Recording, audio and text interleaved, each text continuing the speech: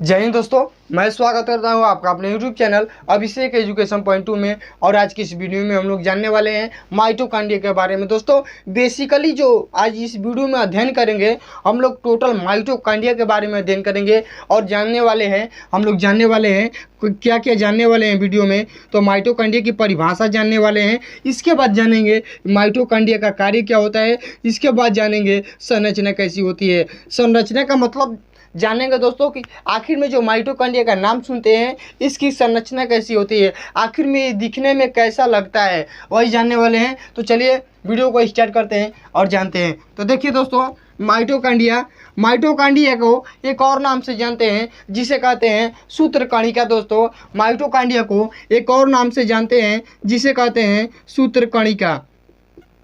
याद कर लीजिएगा दोस्तों, कहीं कहीं माइटोकॉन्ड्रिया ना देकर सूत्रकणिका दे देता है दोस्तों, उससे परेशान होने की ज़रूरत नहीं है। तो देखिए माइटोकॉन्ड्रिया को क्या कहते हैं, सूत्रकणिका के नाम से भी जानते हैं। अब देखिए दोस्तों परिभाषा, जो माइटोकॉन्ड्रिया का परिभाषा होता है वह क्या होता है। तो देखिए दोस्तों, यूकैरियोटिक कोशिका द्रव्य में पाए जाने वाले गोलाकार सूत्री संरचना को माइटोकॉन्ड्रिया कहते हैं। इसको आसान भाषा में एकदम याद करिए कि कोशिका द्रव्य में एक गोल सूत्री समान संरचना पाई जाती है, उसे माइटोकॉन्ड्रिया कहते हैं। परिभाषा याद कर लीजिएगा और अपने मन से एकदम आसान भाषा में याद कर लीजिएगा दोस्तों। देखिए क्या कर रहा है, यूकैरियोटिक कोशिका द्रव्य में पाए जाने वाले गोलाकार सूत्री संरचना को माइटोकॉन्ड्रिया कहते हैं। आपको जल्दी से याद करना है तो क्या करेंगे कि कोशिका द्रव्य में पाए जाने वाले गोल सूत्री संरचना को क्या कहते हैं, माइटोकॉन्ड्रिया कहते हैं।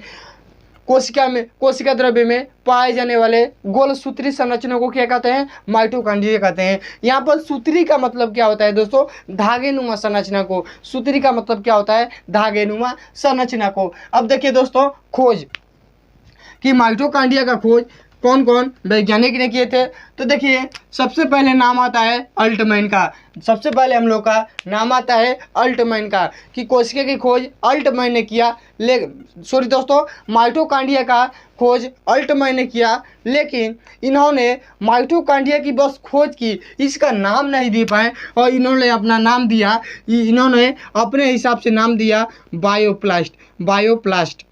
माइटोकॉन्ड्रिया का नाम इन लोग क्या दिया, बायोप्लास्ट नाम दिया। माइटोकॉन्ड्रिया का ये नाम जब ये अपने द्वारा खोजे तो इन्होंने माइटोकॉन्ड्रिया की वजह बायोप्लास्ट नाम दिया। अब देखिए दोस्तों, अब इसके बाद आए सी बेंडा है और इन्होंने नाम दिया माइटोकॉन्ड्रिया को, माइटोकॉन्ड्रिया ही नाम दिया दोस्तों। जो माइटोकॉन्ड्रिया हम लोग बोलते हैं वो शब्द किसने दिया था, तो वो शब्द दिए थे सी बेंडा ने। और अल्टमैन ने क्या कहा था, माइटोकॉन्ड्रिया को बायोप्लास्ट कहा था। और जो हम लोग नाम बोल रहे हैं कि माइटोकॉन्ड्रिया, हम लोग को आज माइटोकॉन्ड्रिया के बारे में पढ़ना है, तो वो नाम किसने दिया था, तो सी बेंडा ने दिया था। अब देखिए दोस्तों जो माइटोकॉन्ड्रिया होती है वो दोहरी झिल्ली होती है। यहाँ पर फिगर में देखिए दोस्तों, ये देखिए दो झिल्ली से बनी है, दोहरी झिल्ली से घिरी होती है। ये जो माइटोकॉन्ड्रिया है वो दोहरी झिल्ली होती है। देखिए दोस्तों, इसमें दो लेयर दिया है, इसमें ये पहला लेयर है और ये दूसरा लेयर है। इसमें दो लेयर होते हैं, यानी दो परत होते हैं। वही कह रहा है कि दोहरी झिल्ली से घिरी संरचना होती है। माइटोकॉन्ड्रिया कैसी संरचना है, तो दोहरी झिल्ली से घिरी संरचना होती है। अब देखिए दोस्तों, और जो माइटोकॉन्ड्रिया होती है वो दोहरी झिल्ली से घिरी होती है, लेकिन जो माइटोकॉन्ड्रिया की झिल्ली होती है वो किससे मिलकर बनी होती है, दोस्तों। जो माइटोकॉन्ड्रिया दोहरी झिल्ली से घिरी होती है, वो झिल्ली जो होती है वो किससे मिलकर बनी होती है, तो वही दे रहा है दोस्तों कि वसा और प्रोटीन से मिलकर बनी होती है। जो माइटोकॉन्ड्रिया की बाहरी लेयर होती है जिससे माइटोकॉन्ड्रिया घिरा रहता है, वह वसा और प्रोटीन से मिलकर बनी होती है। वह दोहरी झिल्ली वसा और प्रोटीन से मिलकर बनी होती है। अब देखिए दोस्तों, इसको बाहरी कहते हैं, इसको बाहरी लेयर, आउटर लेयर, और जो इसके अंदर है इसको क्या कहते हैं, इनर लेयर, यानी आंतरिक परत और बाह्य परत। देखिए दोस्तों, जो बाहर है उसको क्या कहते हैं, आउटर लेयर, और जो अंदर है उसको क्या कहते हैं, इनर लेयर। इनर लेयर हो गया दोस्तों। अब देखिए कह रहा है, अब बाहरी दीवार के बारे में बता रहा है, आउटर लेयर के बारे में बता रहा है। क्या कह रहा है कि जो आउटर लेयर होती है, जो माइटोकॉन्ड्रिया की आउटर लेयर होती है, बाहरी परत होती है, बाहरी झिल्ली होती है, क्या होती है, चिकनी होती है और लचीली होती है। लचीली होती है दोस्तों, लचीली होती है। यानी जो माइटोकॉन्ड्रिया की आउटर लेयर होती है, बाहरी परत होती है, बाहरी झिल्ली होती है, कैसी होती है, तो होती है दोस्तों चिकनी होती है और लचीली होती है। दोस्तों ये चिकनी और लचीली होने के कारण ये कई गुना फूल सकती है। ये दोस्तों बात समझिएगा, जो माइटोकॉन्ड्रिया की बाहर आउटर लेयर होती है, यानी बाहरी झिल्ली होती है, वह चिकनी होती है और लचीली होती है। और इसकी एक खासियत भी है कि जो ये चिकनी और लचीली होने के कारण ये कई गुना फूल सकती है। अब देखिए दोस्तों, अब आंतरिक झिल्ली की बात करते हैं, आंतरिक दीवार की बात करते हैं, इनर लेयर की बात करते हैं। तो देखिए दोस्तों, बाहरी दीवार हो गया। अब देखिए आंतरिक दीवार। देखिए दोस्तों, आंतरिक दीवार जो होती है वो अंगुली नुमा होती है, अंगुली नुमा होती है। जो अंगुली आप देख रहे हैं ऐसे होती है दोस्तों, ये अंगुली की समान होती है, संरचना होती है, जिसे क्या कहते हैं, क्रिस्टी कहते हैं। यहाँ पर चित्र में आइए दोस्तों, चित्र में आइए, देखिए जो ये बना है, जो इस पर बना है, जो काले काले उस पर बनाए गए हैं, जो इस पर घुंटियाँ बनाई गई है। देखिए दोस्तों, ये अंगुली नुमा बन रहे हैं। देखिए दोस्तों, ये अंगुली नुमा बन रहे हैं। यहाँ पर देखिए ये अंगुली के समान बन रहे हैं, तो इसीलिए इसको देखिए दोस्तों, आंतरिक दीवार अंगुली नुमा होती है दोस्तों। आंतरिक दीवार कैसी होती है, अंगुली नुमा होती है। तो उसे क्या कहते हैं, जो अंगुली नुमा होती है तो उसको अंगुली नुमा नहीं ना कहेंगे, उसको क्या कहेंगे, उसको क्रिस्टी कहेंगे दोस्तों, इसको क्रिस्टी कहते हैं। तो पूछा जाता है क्वेश्चन कि माइटोकॉन्ड्रिया की आंतरिक दीवार को क्या कहते हैं, क्या कहते हैं, क्रिस्टी कहते हैं।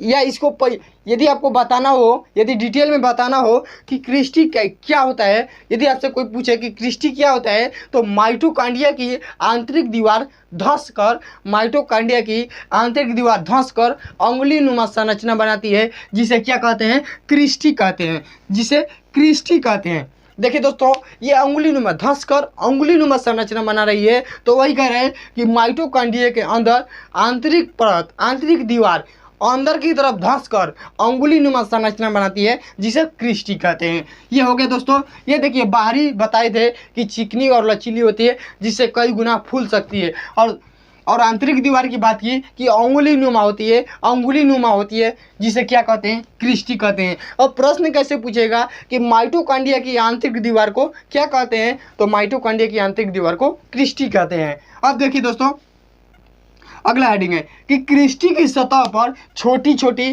घुंडियां पाई जाती है, जिसे ऑक्सीसोम कहते हैं। दोस्तों यहाँ पर चित्र में आई है, चित्र देखिए, बायोलॉजी पढ़ रहे हैं तो चित्र में जितना समझ जाएंगे उतना लिखावटी भाषा में नहीं समझ पाएंगे। तो ज़्यादा आप फोकस करिए कि मैं चित्र के साथ समझूं।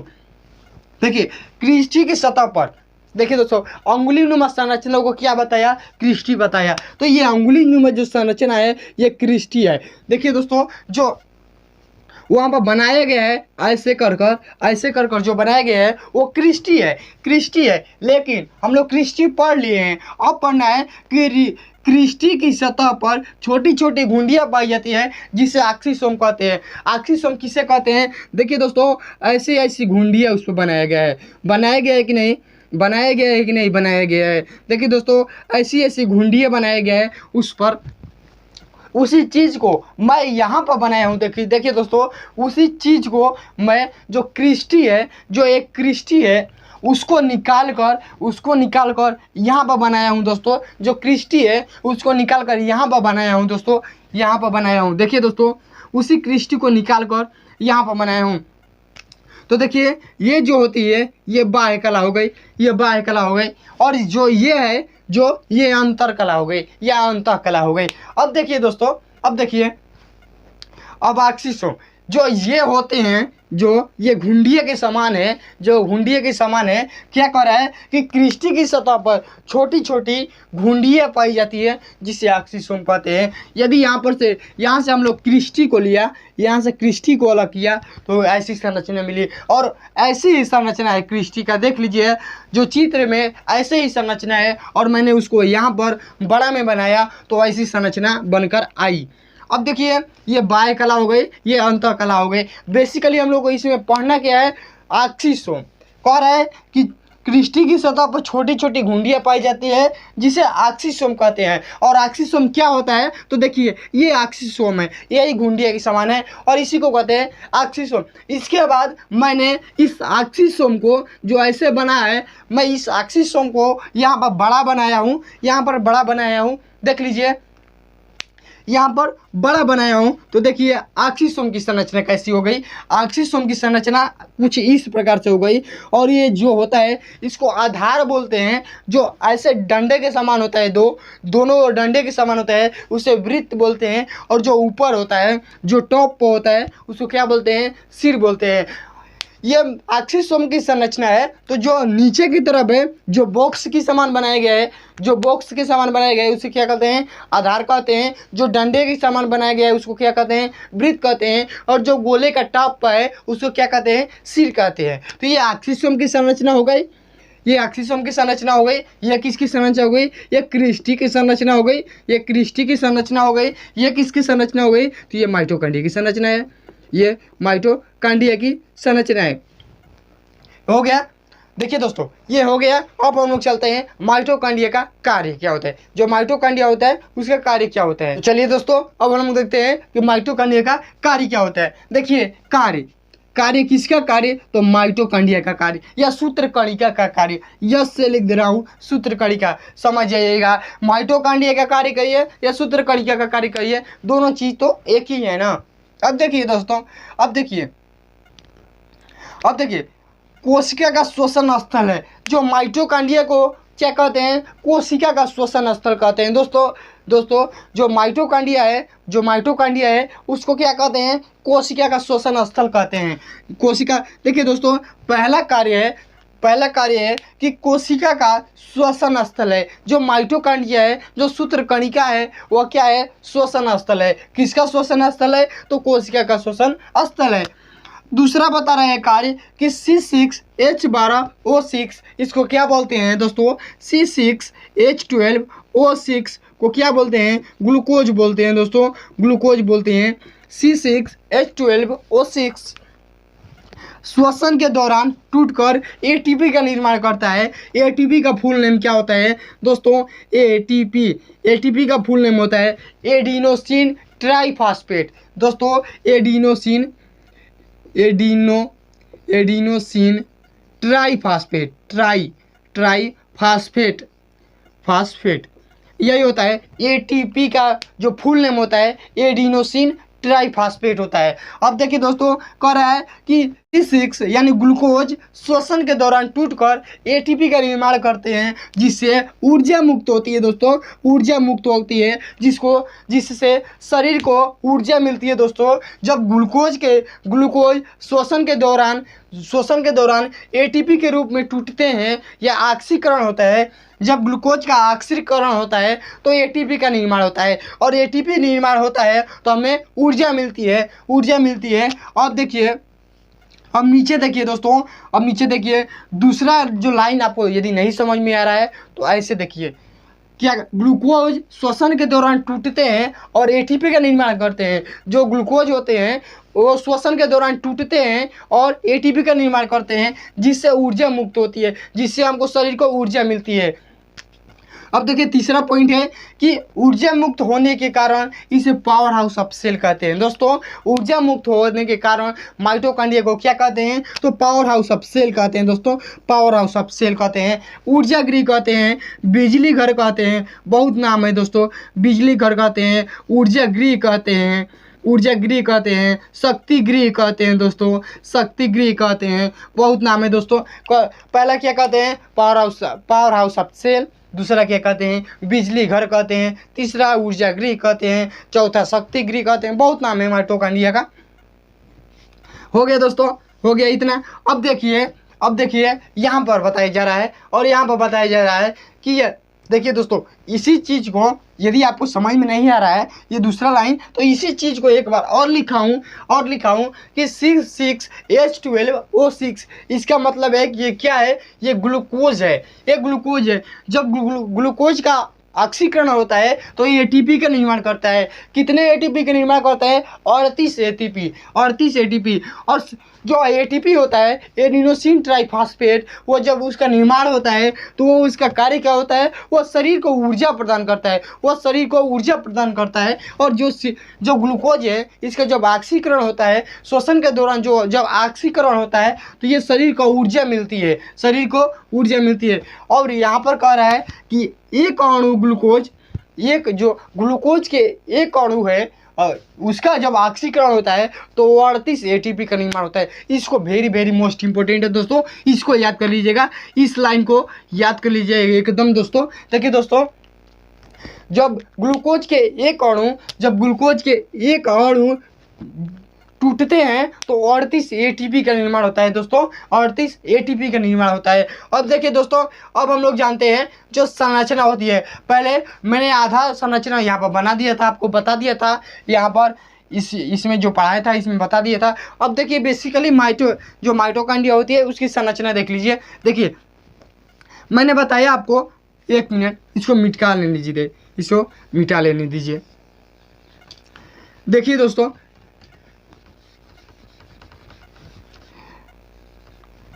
दोस्तों, पहला क्या होता है, पहला आउटर लेयर, तो ये क्या होता है, आउटर लेयर। इसके बाद इनर लेयर, यानी बाह्य परत और आंतरिक परत, बाह्य दीवार या आंतरिक दीवार। हो गया दोस्तों। अब देखिए दोस्तों, जो यहाँ पर गुच्छे के समान, जो आपको रेड गुच्छे के समान दिखाई दे रहे हैं संरचना, ऐसे जो गुच्छे के समान संरचना दिखाई दे रहे हैं ऐसे। देखिए दोस्तों, मैं आपको बताना जरूरी है, जब आप किताब में देखेंगे आपको बहुत अच्छे से क्लियर होगा दोस्तों, बहुत अच्छे से। यहाँ पर फिगर थोड़ा इधर उधर बना है, लेकिन जब आप बुक में देखेंगे तो बहुत अच्छे से आपका कंसेप्ट होगा, क्लियर हो जाएगा। देखिए दोस्तों, देखिए अंगूर के गुच्छे के समान, अंगूर के जो गुच्छा होता है उसके समान जो इसमें एक संरचना होती है उसको क्या कहते हैं दोस्तों, जो अंगूर के गुच्छे के समान संरचना होती है उसे क्या कहते हैं, उसको कहते हैं डीएनए। यहाँ पर लिखा हुआ है दोस्तों, जो ब्लैक कलर से आउटिंग होकर आया है, उसको क्या कहते हैं, डीएनए। देखिए दोस्तों, डीएनए कहते हैं। और देखिए, और जो ये बताया हूँ, जो आंतरिक दीवार होती है उसको क्या कहते हैं, क्रिस्टी कहते हैं। जो आंतरिक अंगुली के समान उसमें संरचना दिखाई दे रही है, जो ये अंगुली की समान संरचना दिखाई दे रही है, इसको क्या कहते हैं, क्रिस्टी कहते हैं। देखिए दोस्तों, इसको गुच्छे के समान, अंगूर के गुच्छे के समान है, उसको क्या कहते हैं, उसको डीएनए कहते हैं। जो अंगुली की समान है, अंगुली, उसको क्या कहते हैं, दोस्तों क्रिस्टी कहते हैं। अब देखिए, जो इस पर घुंडियाँ बनाई गई है, मैं यहाँ पर आपको बताया हूँ, लेकिन एक बार और बता देता हूँ दोस्तों। जो ऑक्सीसोम होता है कैसा होता है, घुंडियों के समान। मैंने बताया कि ये जो होते हैं ये क्या कहलाते हैं, ऑक्सीसोम को एक और नाम से जानते हैं, क्या कहते हैं, F1 कण कहते हैं, इसको कहते हैं F1 पार्टिकल या F1 कण कहते हैं। अब देखिए दोस्तों, इसमें राइबोसोम पाए जाते हैं, लेकिन 70S राइबोसोम पाए जाते हैं। यदि आपको राइबोसोम की वीडियो चाहिए तो मैंने वीडियो बनाई है राइबोसोम के ऊपर, जाकर देख लीजिएगा दोस्तों। देखिए दोस्तों, इसमें राइबोसोम पाए जाते हैं, लेकिन 70S पाए जाते हैं, 80S नहीं पाए जाते हैं, 70S पाए जाते हैं। अब देखिए दोस्तों, जो माइटोकॉन्ड्रिया होती है उसके अंदर जो तरल पदार्थ होता है उसको क्या कहते हैं, मैट्रिक्स कहते हैं।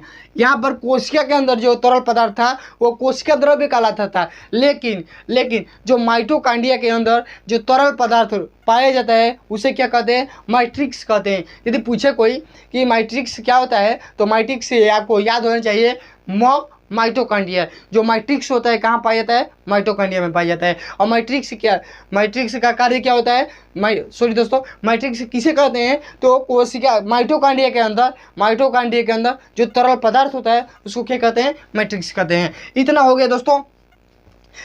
गया दोस्तों, राइबोसोम हो गया, मैट्रिक्स हो गया, एफोन कण हो गया, या इसको ऑक्सीसोम कहते हैं, इसको डीएनए कहते हैं। जो बाहरी वाली होती है उसको आउटर लेयर, जो अंदर होती है उसे इनर लेयर कहते हैं। दोस्तों आज के इस वीडियो में इतना ही कि आज हम लोग माइटोकॉन्ड्रिया जान गए, और उम्मीद है कि आप लोगों ने अपने कंसेप्ट को क्लियर कर लिया होगा। दोस्तों वीडियो को देखने के लिए धन्यवाद। दोस्तों मिलेंगे हम लोग नेक्स्ट वीडियो के साथ, तब तक के लिए जय हिंद।